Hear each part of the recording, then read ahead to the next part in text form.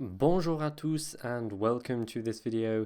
Yes, we're talking about Brexit even on this French learning channel. You cannot escape it. And I'm making this video for several reasons really. First of all, I'm a British person living in France, so this is very, very important to me. It affects me a lot, as I'm sure it affects a lot of you. Not to mention the fact that it affects a lot of French people as well, which is something that we're going to talk about a little bit later on. I'm also making this because I want to try a new sort of thing, which I'm calling à la une, which is French for on the front page. And the idea is basically to talk about current topics in the news and to learn some French along with it. So I'm really looking for your feedback on this one. Constructive criticism will be greatly appreciated. Do you think I need to do more? Do you think I need to do less? Do you think it's the worst idea in the world? I want to know. Okay, so please do let me know. Put in lots of comments so that I know whether you want me to do this or not, because it will only carry on if you ask for it. So this video is going to be similar to the guided listening exercises in that we're going to listen to something and break it down, but we're going to think less about the approach to listening and more about the vocabulary and what we can learn from it. So we're going to begin by looking at some of the key terms when we're talking about Brexit. And of course, the first one is the word Brexit itself, that terrible portmanteau of British and exit. It's a horrible word, but hey, it's the one that people use, so we can't ignore it. And the French, in their infinite wisdom, decided that the French word for Brexit would be Brexit. Yep, they used the English word, because why not? Then, of course, this whole thing is a referendum, and the French word for referendum is un référendum. Un référendum. So you just add a couple of accents and a nasal vowel, and you've got it. This all happened in the United Kingdom, which is le Royaume-Uni. Le Royaume-Uni. Of course, you can also call it Great Britain, which in French is la Grande-Bretagne. La Grande-Bretagne. Be careful with this one though, because even though in English we can say Britain on its own, if you say la Bretagne in French, you're referring to the northern region of France, not Great Britain. You have to say la Grande-Bretagne.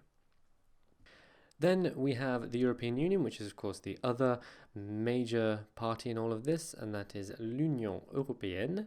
L'Union Européenne, and French is a very important language to the European Union. It's not only one of the 24 official languages, it's one of the 3 working languages, the other 2 being English and German. So everything is translated into French, English and German in the European Union.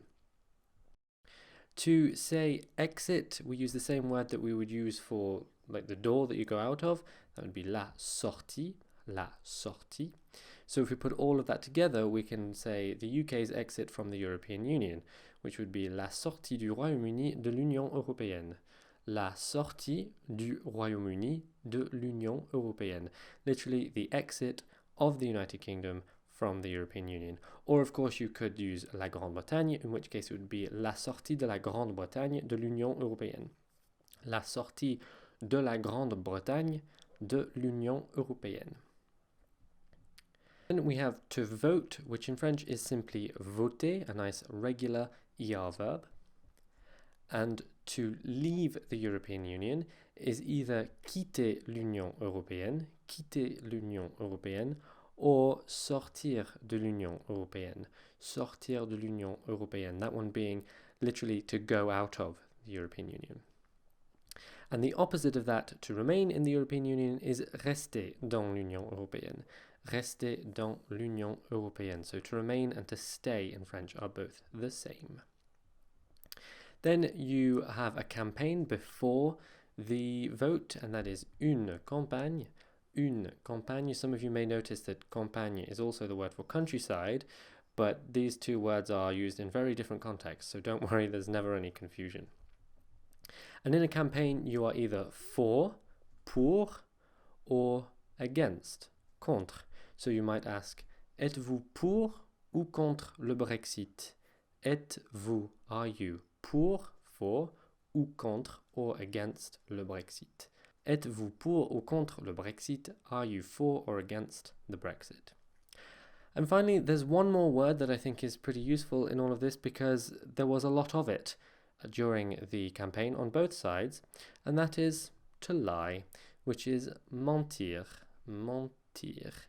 Okay, so now we're going to watch an extract from un journal télévisé or un JT, which is just a news broadcast, right? And in this extract, the focus is on the effect of Brexit on French people living in London. So as we do with the listening exercises, we're going to first of all listen to it all the way through without stopping and without subtitles, just to see how much you understand. Les Français de Londres devront-ils baisser pavillon? Onde de choc ce matin à South Kensington, dans ce quartier où vit une grande partie de la communauté. Devant le lycée français, les parents improvisent une réunion. On y est, on y reste, on s'accroche. Ces mères de famille habitent depuis des années à Londres et elles n'ont pas du tout envie d'en partir. Je suis très choquée, je m'y attendais absolument pas. On se sent rejetés, bien évidemment. Enfin, j'ai des enfants dans l'école anglaise.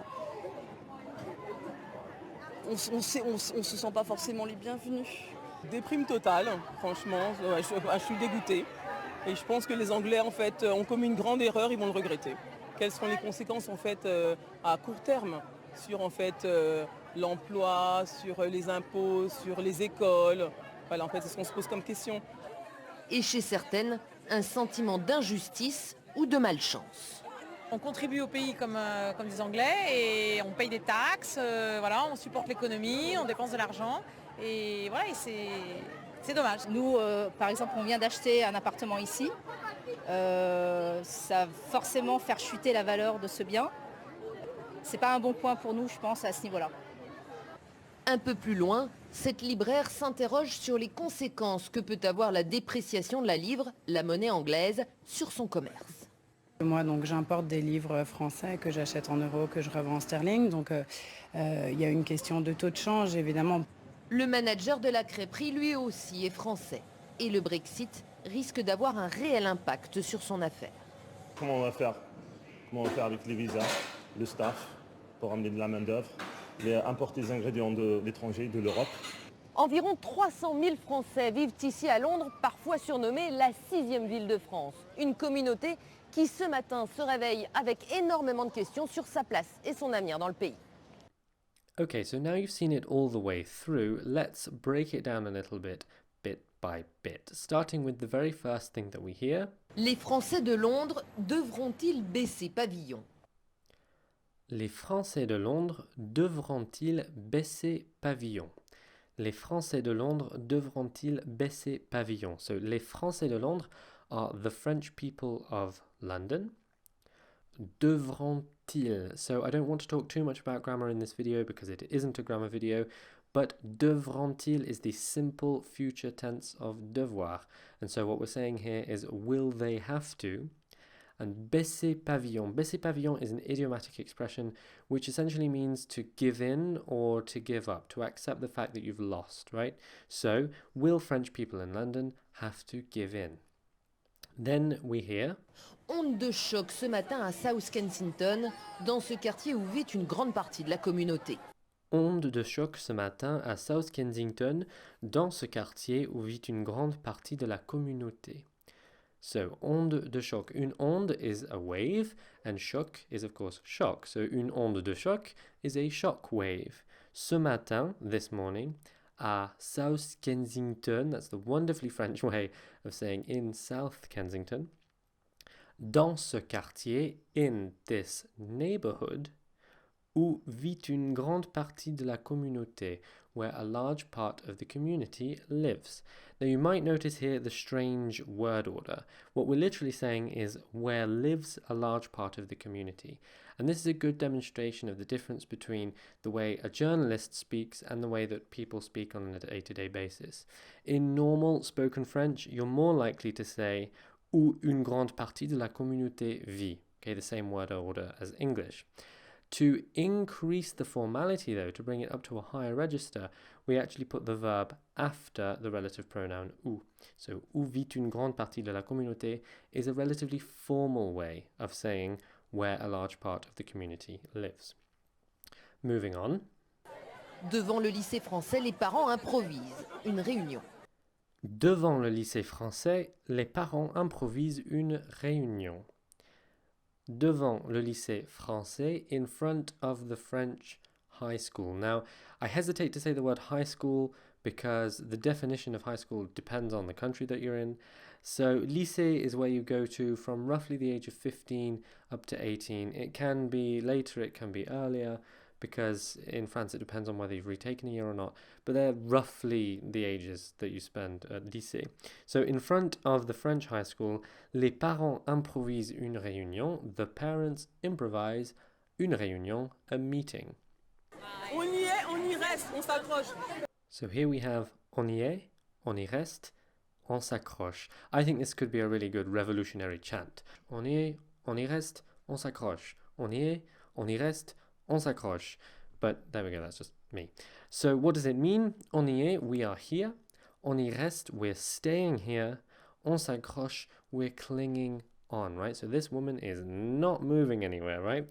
And this is a pretty useful sentence. First of all, we have the use of on instead of nous, right? So on can be used to mean we in everyday casual French. In fact, people don't really use nous that often at all. So this is a good demonstration of that. It also shows us how to use the pronoun I, meaning here or there. In this case would be here, on y est, on y reste. And on s'accroche is a nice sentence. Clinging on, s'accrocher à quelque chose is to cling on to something or to hang on to. Ces mères de famille habitent depuis des années à Londres et elles n'ont pas du tout envie d'en partir. Ces mères de famille habitent depuis des années à Londres et elles n'ont pas du tout envie d'en partir. So, ces mères de famille, literally, these family mothers or these housewives habitent depuis des années à Londres, have been living in London for years. Again, I don't want to get too grammatical, but notice two things. Number one, we're using the present tense. In English, we say have been living, a sort of past progressive tense. But in French, because the action is still going on, they still live in London, we have to use the present tense. And for the same reason, we use depuis. Depuis, though it basically means since, is used in situations where we're talking about an action that started in the past and is still happening now. Like I said, they still live in London. So, ces mères de famille habitent depuis des années à Londres. These housewives have been living in London for years. You could equally say ces mères de famille habitent à Londres depuis des années. You can switch those two elements around. In this case, putting depuis des années first emphasizes it a little bit. And elles n'ont pas du tout envie d'en partir. They have no desire whatsoever to leave. Pas du tout is not at all, and avoir envie de is to have a desire to do something, to want to do something, or to feel like doing something. So elles n'ont pas du tout envie, they have absolutely no desire d'en partir, to leave. Je suis très choquée, je m'y attendais absolument pas. Je suis très choquée. Je m'y attendais absolument pas. Notice she doesn't really say je suis. She certainly doesn't articulate it. It's more like suis. Right, and this is very, very common in everyday spoken French to kind of smush je and suis together to make suis. So, je suis très choqué. I'm very shocked. Je m'y attendais absolument pas. So, first of all, notice this is a negative, and she's omitted the ne. Again, another trait of everyday spoken French. So, she should say je ne m'y attendais absolument pas. But people don't say that very often at all. Je m'y attendais absolument pas. I wasn't expecting it at all. I absolutely wasn't expecting it. To expect something is s'attendre à quelque chose, hence the use of I for it. On se sent rejetés, bien évidemment. Enfin, j'ai des enfants dans l'école anglaise. On se sent rejeté, bien évidemment. Enfin, j'ai des enfants dans l'école anglaise. On se sent rejeté. Se sentir is to feel. So, on se sent rejeté. We feel rejected. Bien évidemment. Obviously. You can either say évidemment on its own, or like she does, you can say bien évidemment. Really, they mean the same thing. Enfin. Enfin in this case can mean like well, or used to correct yourself. But in this case, it's more just a filler. J'ai des enfants dans l'école anglaise. I have children in English school. On se sent pas forcément les bienvenus. On se sent pas forcément les bienvenus. On se sent pas forcément les bienvenus. So, on se sent pas. We don't feel. Notice again, she's omitted the ne. On se sent pas forcément. We don't necessarily feel. Forcément is necessarily. And therefore, pas forcément is not necessarily. So, we don't necessarily feel les bienvenus. Welcome. Déprime totale, franchement, ouais, je suis dégoûtée. Et je pense que les Anglais, en fait, ont commis une grande erreur, ils vont le regretter. Déprime totale, franchement. Je suis dégoûté. Et je pense que les Anglais, en fait, ont commis une grande erreur et qu'ils vont le regretter. So, déprime totale. This is very, very colloquial, right? Déprime is a very colloquial term for depression, not actual depression, but, just severe sadness. And total is obviously total. So, total sadness. Franchement is frankly or honestly. Je suis dégoûté. I am disgusted. Et je pense que les Anglais, I think that the English, en fait. Now, en fait is a really, really useful expression. It means in fact or actually. But you'll notice that this woman uses it an awful lot simply as a filler, right? It doesn't really have any meaning. It's just used there to fill the silence. Ont commis une grande erreur. Literally have committed a big error or have made a big mistake. Et ils vont le regretter. And they're going to regret it. Quelles seront les conséquences en fait à court terme? Quelles seront les conséquences en fait à court terme? Quelles seront les conséquences? What will the consequences be? Seront is the simple future of être. En fait, again, just using as a filler, à court terme, in the short term. Very useful expression there. Sur en fait l'emploi, sur les impôts, sur les écoles. Voilà, en fait, c'est ce qu'on se pose comme question. Sur, en fait, l'emploi, sur les impôts, sur les écoles. Voilà, en fait, c'est ce qu'on se pose comme question. So, remember, she's talking about consequences. So, sur here are the consequences on. En fait, again, another filler. L'emploi, work. Sur les impôts, on taxes. Sur les écoles, on schools. Voilà. Now, you probably know voilà as here you go or there you go. In this case, it's her way of saying, there you go, that's what I'm saying, that's my opinion, they're my thoughts. En fait, again, filler, c'est ce qu'on se pose comme question. They're the type of questions that we're asking ourselves. And this use of comme is very, very common to talk about the type of something that something is. So I might ask you, qu'est-ce que tu écoutes comme musique? Qu'est-ce que tu écoutes comme musique? What type of music do you listen to? Literally, what do you listen to as music? Or, qu'est-ce que tu fais comme travail? Qu'est-ce que tu fais comme travail? What type of work do you do? Literally, what do you do as work? Et chez certaines, un sentiment d'injustice ou de malchance. Et chez certaines, un sentiment d'injustice ou de malchance. So you probably know chez as meaning someone's house. So chez moi is my house. Chez Marc is Marc's house. Chez Sophie is Sophie's house. In this case, though, it's more figurative and means amongst. So chez certaines, amongst some of them. Okay, certaines because they're all women. Un sentiment d'injustice, a feeling of injustice ou de malchance or of bad luck. On contribue au pays comme des Anglais et on paye des taxes, voilà, on supporte l'économie, on dépense de l'argent et voilà, et c'est dommage. On contribue au pays comme des Anglais. On paye des taxes. Voilà, on supporte l'économie, on dépense de l'argent et voilà, c'est dommage. So, on contribue au pays, we contribute to the country, comme des Anglais, like English people. On paye des taxes, we pay taxes. Voilà, again, a sort of there you go, that's my thought. On supporte l'économie, we hold up the economy. On dépense de l'argent, we spend money. Et voilà, again, and there you go, there are my thoughts. C'est dommage, it's a shame. This is a very, very common expression. C'est dommage, it's a shame. Nous, par exemple, on vient d'acheter un appartement ici. Nous, par exemple, on vient d'acheter un appartement ici. Nous, par exemple, on vient d'acheter un appartement ici. So before I told you that French people don't really use nous that often, and yet here we see it.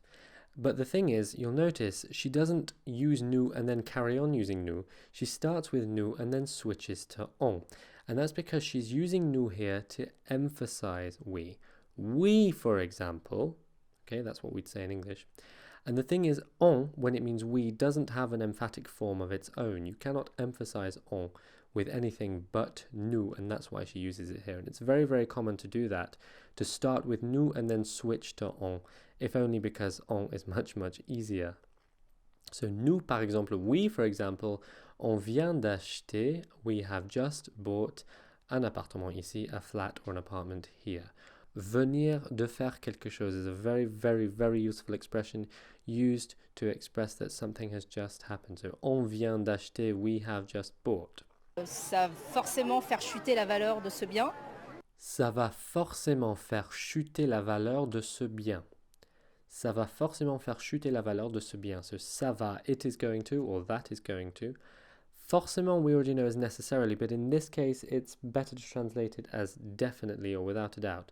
Ça va forcément, that's definitely going to, faire chuter, make fall, la valeur, the value, de ce bien, of this good. Un bien as a noun is a good, like goods and services. So that's definitely going to make the value of this good, i.e. the apartment, fall, right? So faire chuter, to make fall. Notice, when you have a causative like this, you have faire, then the infinitive, and then the object. In English, we say it's going to make the value of this thing fall. So we put the second verb at the end. In French, though, you tend to put faire with the infinitive. So you literally say, make fall the value of this good. C'est pas un bon point pour nous, je pense, à ce niveau-là. C'est pas un bon point pour nous, je pense, à ce niveau-là. So c'est pas, it isn't, notice again the omission of ne. Un bon point, a good point or a good thing, pour nous, for us, je pense, I think, à ce niveau-là. So notice first of all she says à ce niveau. She doesn't really say à ce niveau, but à ce niveau, and that's very, very, very common. And à ce niveau-là literally means at that level, but basically means in that regard, concerning that, i.e. the apartment that she's just bought. Un peu plus loin, cette libraire s'interroge sur les conséquences que peut avoir la dépréciation de la livre, la monnaie anglaise, sur son commerce. Un peu plus loin, cette libraire s'interroge sur les conséquences que peut avoir la dépréciation de la livre, la monnaie anglaise, sur son commerce. So, un peu plus loin, un peu, a little bit, plus loin, further or further away. Cette libraire, this bookshop owner, s'interroge sur les conséquences. Literally, she's interrogating herself about the consequences. She's wondering, right? Now, in everyday French, to wonder is se demander, to ask oneself, se demander. But again, this is a journalist, right? So she's speaking in a more formal register, and hence she uses s'interroger instead. So this bookshop owner is wondering about the consequences que peut avoir la dépréciation de la livre, that the depreciation of the pound might have. This is another demonstration of the use of a relative pronoun and the changing of the word order. So in a more natural everyday French, you might say que la dépréciation de la livre peut avoir. But to make it more formal, we put peut after que. So que peut avoir la dépréciation de la livre, la monnaie anglaise, the English currency, sur son commerce, on her business. Moi, donc, j'importe des livres français que j'achète en euros, que je revends en sterling. Donc, il y a une question de taux de change, évidemment. Moi, donc, j'importe des livres français que j'achète en euros, que je revends en sterling. Donc, il y a une question de taux de change, évidemment. Okay, so moi donc. Moi here is used as emphasis, so I, me personally. Donc normally means so or therefore, but in this case is another one of those fillers, doesn't really mean anything. J'importe des livres français, I import French books, que j'achète en euros, that I buy in euros, que je revends en sterling, that I resell in sterling. Donc, in this case, does mean therefore or so. Il y a une question de taux de change. So notice she doesn't say il y a une question, but y a une question. There is a question. De taux de change is exchange rate. So there's a question on the exchange rate. Évidemment, obviously. Le manager de la crêperie, lui aussi, est français. Et le Brexit risque d'avoir un réel impact sur son affaire. Le manager de la crêperie, lui aussi, est français et le Brexit risque d'avoir un réel impact sur son affaire. So, le manager, yes, is the manager. French has a lot of words for the head of a business. Le manager is just one of them. De la crêperie, of the crêperie. Lui aussi, he too, est français, is French. Et le Brexit risque d'avoir un réel impact, and the Brexit risks having a real impact sur son affaire, on his business. Comment on va faire?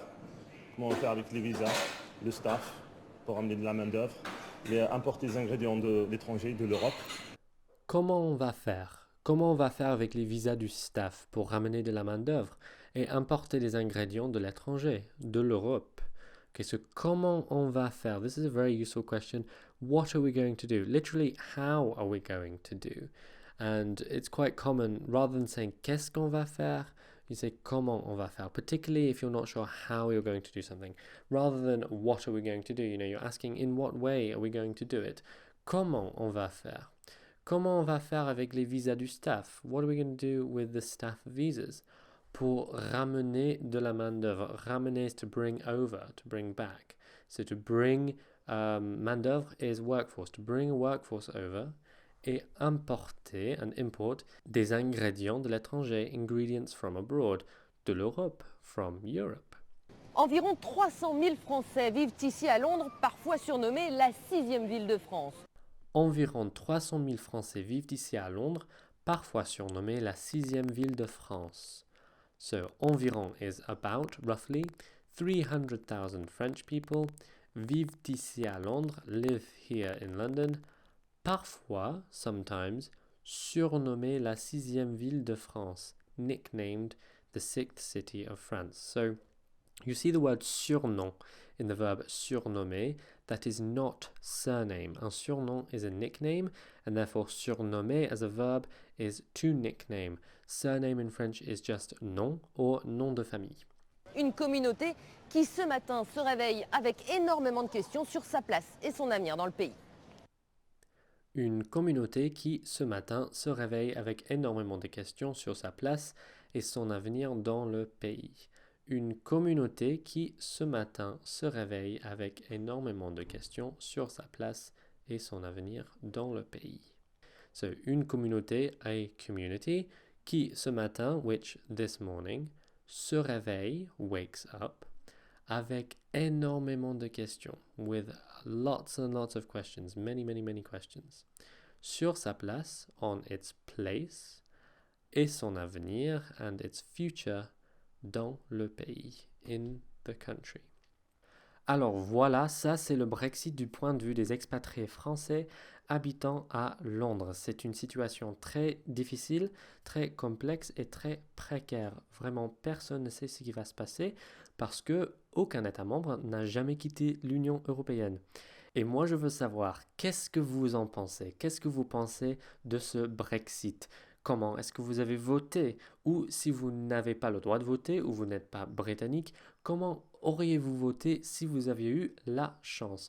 Dites-moi dans les commentaires et donnez-moi vos critiques aussi. Je veux vraiment savoir ce que vous pensez de cette vidéo. Si vous voulez que ça continue, dites-moi, n'hésitez pas à poser vos questions comme d'habitude. Et comme d'hab, à bientôt.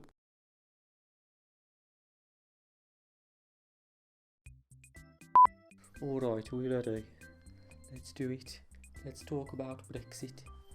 Right, I'm going to stop that now. Okay, here we go. And it's also the word the French are using because they didn't bother to translate it. They just thought, let's just say it's with a French accent and there we go. So, I'm sorry French people, that's really offensive. And the French, in their infinite wisdom, decided not to translate it and just went for Brexit with a French accent, you know? And to be honest, it would be silly if they said something like ressortir. Yeah, it wouldn't really work. Now the French, in their mighty, no, what's the word? In their unending, no. Epic, no. In their infinite wisdom, that's the word. Got it, right. There you go. Simple as. No need to translate it. Brexit, just say it with a nice French R and a long I, and you're laughing. Well, you're not, because it's a horrible word, but you're laughing. Le Royaume-Uni or you can also call it La Grande... No, wait, sorry, what? Now, before British people pounce on me and say, oh, the United Kingdom and Great Britain aren't the same, I'm aware Great Britain does not include Northern Ireland, but in both French and English, we kind of use both interchangeably. There are many British people that don't know that Great Britain and the United Kingdom are different, so no one cares. You can say Le Royaume-Uni or La Grande-Bretagne. Northern Ireland, we love you. You can be part of Great Britain too if you want to. And the basic idea is to talk about things that are currently going on in the news. And why does the fridge insist on turning itself on or making noises? You might be asking, why are you making this video in your kitchen? The answer is, my kitchen is my dining room and my living room and my bedroom. So, yep, that's my life. I could go into the bathroom, which is a separate room, you'll be happy to know, but then it'd be too echoey. Plus, the fridge makes so much noise you'd probably hear it anyway. So there you go. We're just going to wait. We're just going to wait for the fridge to turn off. Why do French people only eat one egg? Because one egg is enough. That makes me laugh every time. Enough. Oh no.